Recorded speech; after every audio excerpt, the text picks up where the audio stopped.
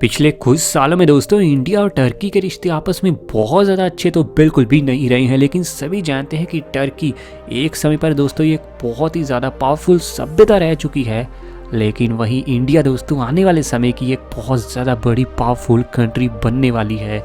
लेकिन आज की इस वीडियो में ना हम प्रेजेंट टाइम में दोनों ही देशों की क्या हालत है, क्या इकॉनमी है, कैसा लोगों का लाइफस्टाइल है, उसके बारे में बात करेंगे। और आज की इस बेहद ही खास और स्पेशल वीडियो में हम अपने महान देश इंडिया को कई बड़े क्राइटेरियाज के हिसाब से टर्की देश के साथ फुल्ली कंपेयर करने वाले हैं। तो वीडियो अपने देश की है यार, सवाल ही पैदा नहीं होता कि वीडियो इंटरेस्टिंग ना हो। तो अभी से कोल्ड ड्रिंक, पॉपकॉर्न सब कुछ तैयार रखो।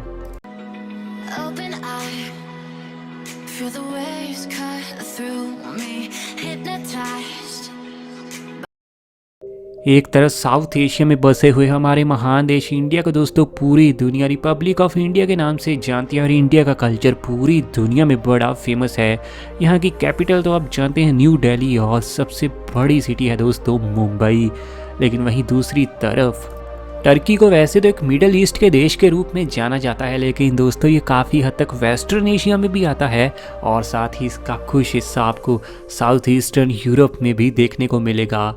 और इसका दोस्तों ये बेहद ही ज़्यादा फेमस शहर इस्तांबुल है, उसकी एक तरफ तो आपको एशिया नज़र आएगा और दूसरी तरफ यूरोप। टर्की को दोस्तों पूरी दुनिया इसके ऑफिशियल नाम रिपब्लिक ऑफ टर्की के नाम से जानती है।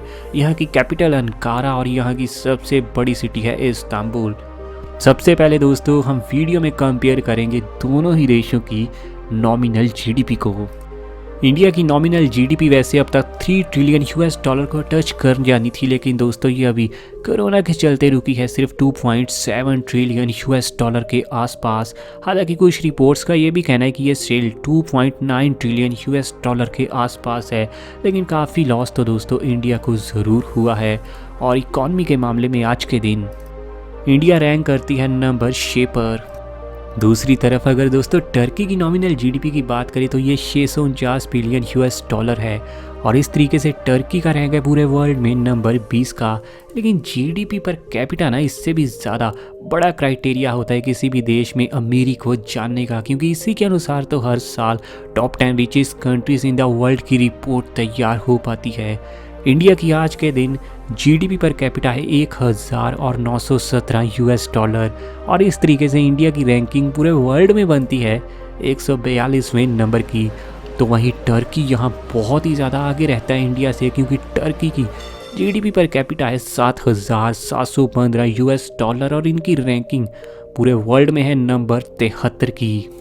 अब बात करते हैं दोस्तों एरिया के बारे में। हमारा बेहद ही खूबसूरत और बेहद ही महान देश इंडिया कुल मिलाकर फैला है 32,87,263 स्क्वायर किलोमीटर के एरिया में। और इस तरीके से इंडिया पूरी दुनिया की 7वीं सबसे बड़ी कंट्री है और इंडिया की टोटल एरिया में आपको वाटर परसेंटेज देखने को मिलेगी 9.6% के आसपास। दूसरी तरफ अगर टर्की की बात करें तो ये देश दोस्तों कुल मिलाकर फैला है 7,83,356 स्क्वायर किलोमीटर के एरिया में। एरिया के हिसाब से टर्की आज के दिन पूरी दुनिया का 36वां सबसे बड़ा देश है और इसके खूबसूरत एरिया में आपको वाटर परसेंटेज देखने को मिलेगी 2.03%। एरिया की तो बात कर ही ली, लेकिन दोस्तों अगर थोड़ी पॉपुलेशन की बात करें तो इंडिया की पॉपुलेशन 137 करोड़ को पार कर चुकी है और इस तरीके से इंडिया पूरी दुनिया की दूसरी सबसे ज़्यादा बड़ी कंट्री बनती है, जिसकी पॉपुलेशन डेंसिटी है 409 लोग पर स्क्वायर किलोमीटर का एरिया। दूसरी तरफ टर्की की दोस्तों पॉपुलेशन है 8,31,54,000 और इस तरीके से ये पूरी दुनिया की 19वीं सबसे ज़्यादा पॉपुलेटेड कंट्री है और इसकी पॉपुलेशन डेंसिटी है 105 लोग पर स्क्वायर किलोमीटर के एरिया में। चलिए दोस्तों अब बेहद ही ज़्यादा खास चीज़ एवरेज सैलरी पर एक नज़र मारते हैं।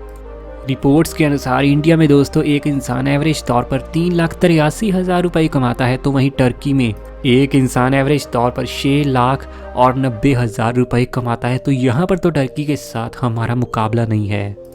लेकिन अब दोस्तों बात होगी SDI यानी ह्यूमन डेवलपमेंट इंडेक्स की, जिसमें इंडिया का लेटेस्ट स्कोर है 0.645 और इस तरीके से हमारी कंट्री आती है मीडियम ह्यूमन डेवलपमेंट के इंडेक्स में। और दोस्तों इंडिया की रैंकिंग पूरे वर्ल्ड में है 131वें नंबर की।